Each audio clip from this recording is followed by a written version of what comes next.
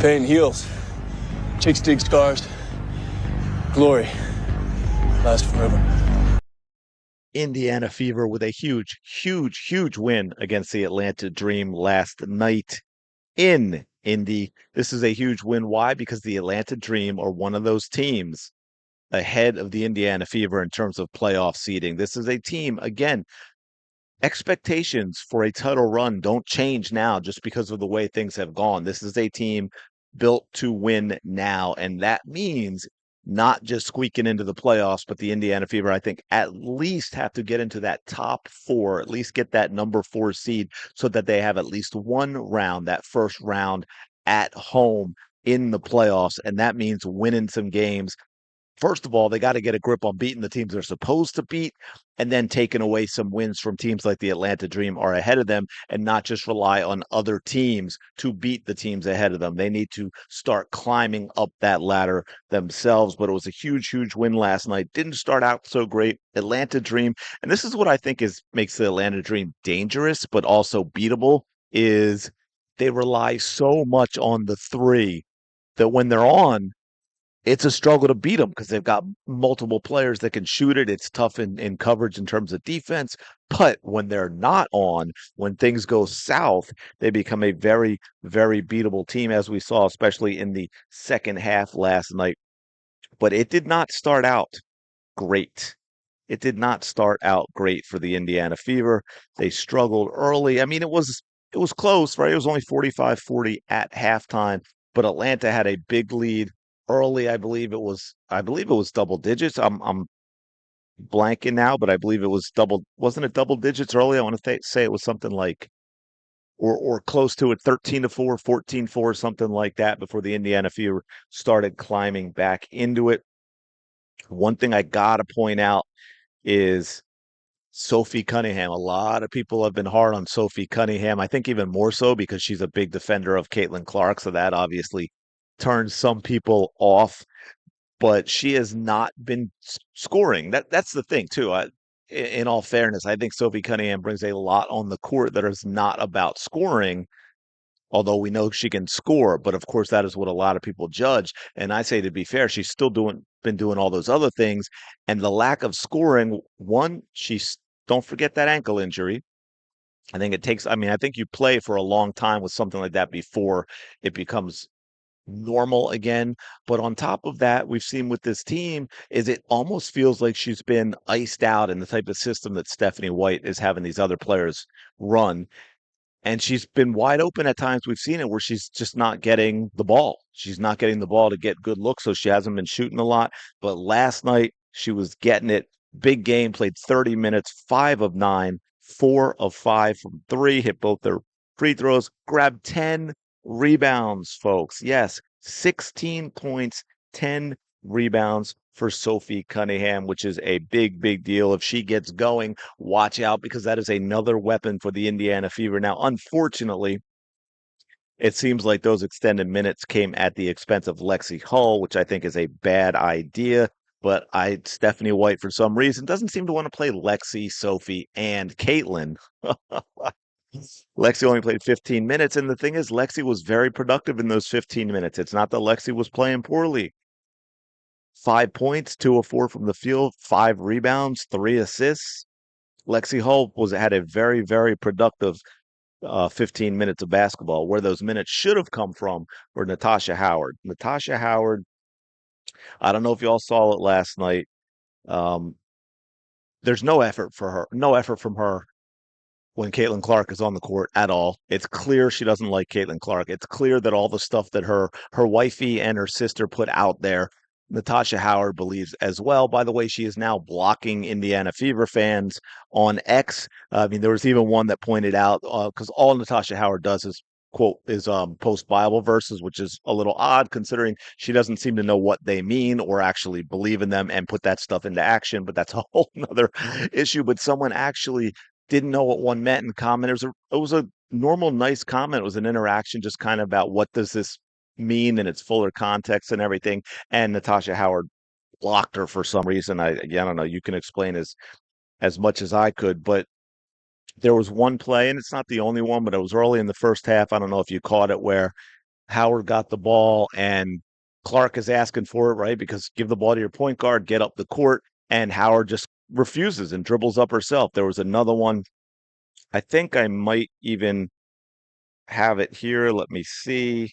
I got to see if I can find it. One that's kind of funny.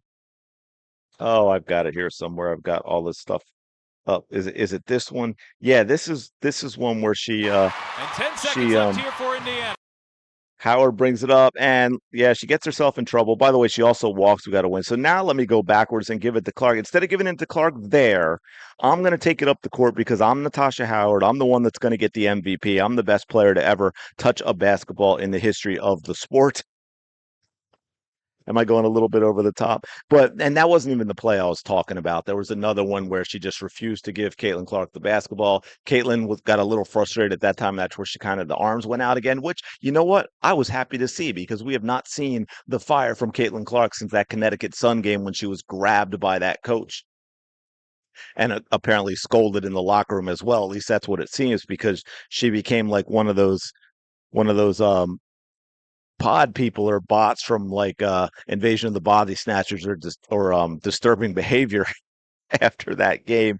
There was a play also in the first half where Clark went baseline, made a great pass to Natasha Howard, who made the bucket and got fouled, and then completely ignored Clark. Forget the fact that it was Clark that made the great pass to her and allow her to get that bucket. Natasha Howard didn't want anything to do with her. The Indiana Fever must find a way to unload Natasha Howard if they want to have a great season because she is, I don't care if she occasionally has an old school WNBA great game from time to time. She is a net negative for this team. I think there are locker room issues as well. Griner was toasting her a few times, but when she wasn't in, that's when they had, right? We saw this. It was 45-40. They had 59 points in the second half for the Indiana Fever. And what did they do more in the second half than we had seen all season long? They did a little more of Caitlin Clark, a little more up tempo, a little more running. As you see, they took 76 shots. Now, if y'all remember the beginning of the season, I said this is a team that should average 100 points and take at least 80 shots a game. Okay, 76 shots in this one. Now we know they had many games in the high 50s and low 60s. 76 shots, that's almost at the 80, 99 points, clearly almost at the 100.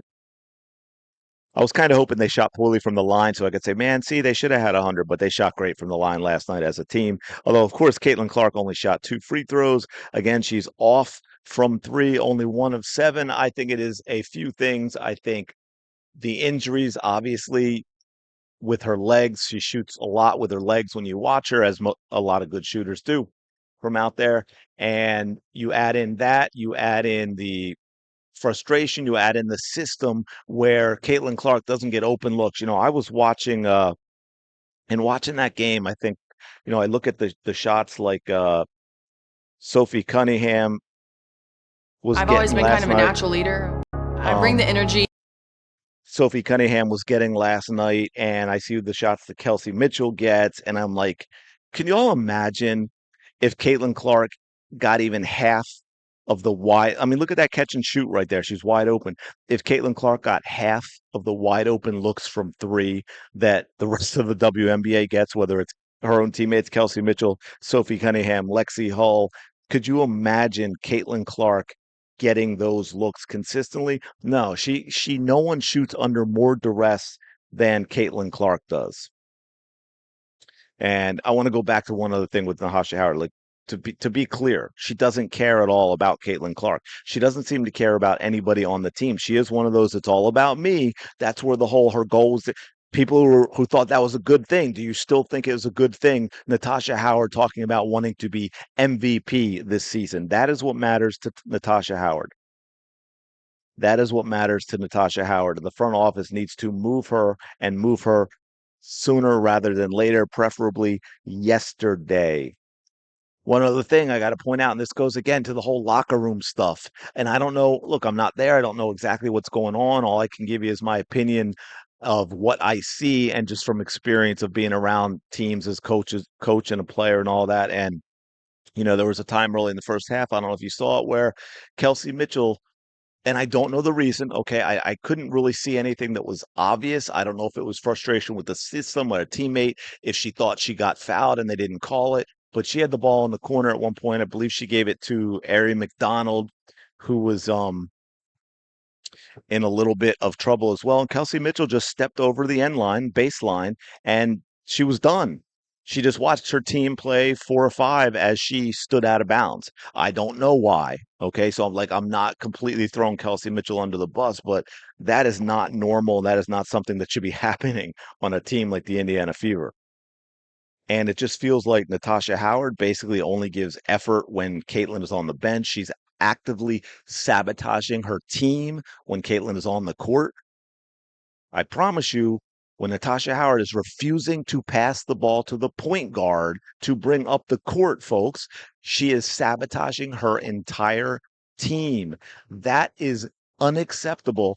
There is no way she can continue to play for this team when that is the way she's behaving. Stephanie White needs to put her foot down and do something about this. Otherwise, she's saying, I agree with that behavior. I accept that behavior. I am okay with that behavior. And that is not going to be good for this team going forward. They cannot be a winning team. This is clearly a divided locker room. Now, look, I don't know if it's divided, everyone against Natasha Howard. It doesn't seem that way, but it could be everyone against Howard and Turner. I mean, I really don't know, but there are clearly issues that is easy to see in the way Natasha Howard plays with Caitlin Clark out on the court.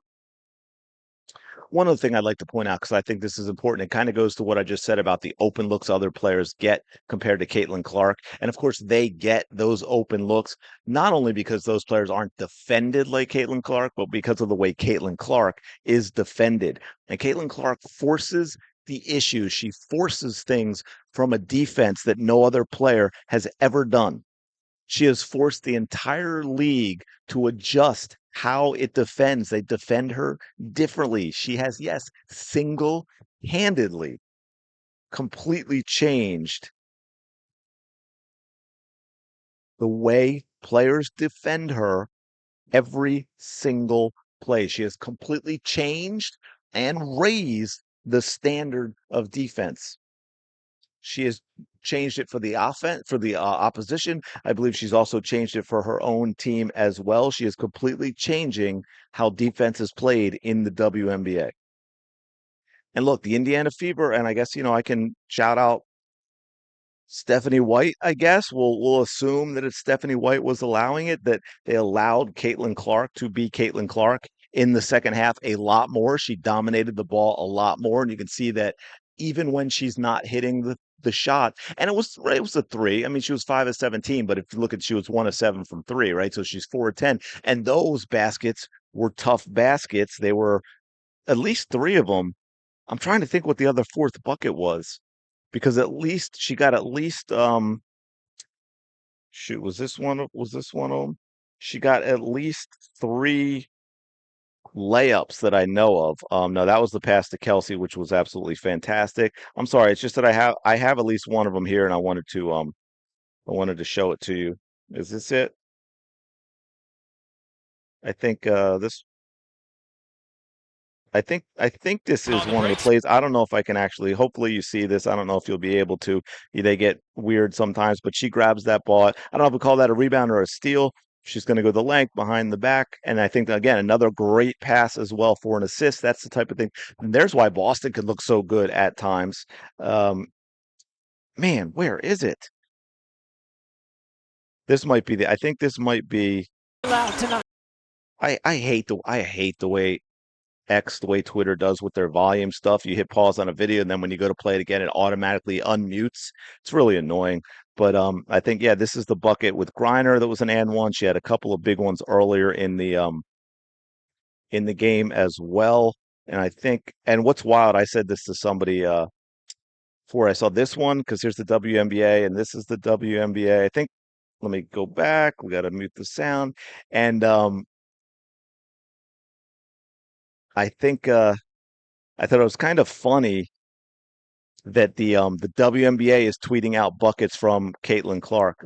There it is. That's the fourth bucket that I was thinking of. I don't know. I wouldn't really call that a layup, and two layups in the first half. But again, for those of you who say Caitlin Clark doesn't get to the basket, doesn't have anything but the threes, that's of course patently, absolutely 100% absurd. And you're either just a low IQ doorknob, a hatelin who knows that it's untrue, and you're going to lie because you have this irrational hatred of Caitlin Clark, or you really never even watch and you have no idea what the sport of basketball actually is. So there's there's that as well. Um, I want to leave you with one other thing that I think is really interesting after this game. Now, I apologize. This is the loudest I could get this volume to go. This is Caitlin Clark talking about how they played. And I find it very interesting because we've talked multiple times about Caitlin needs to put her foot down. Caitlin needs to, whether it's the front office or the coach. And I get that she can't just do all that in public. Okay. So if it's I ever seem like I've insinuated Caitlin Clark needs to attack her coach or the front office in public, I don't mean that. That's not the way to handle it. But I think she gets her point across in public with comments like this.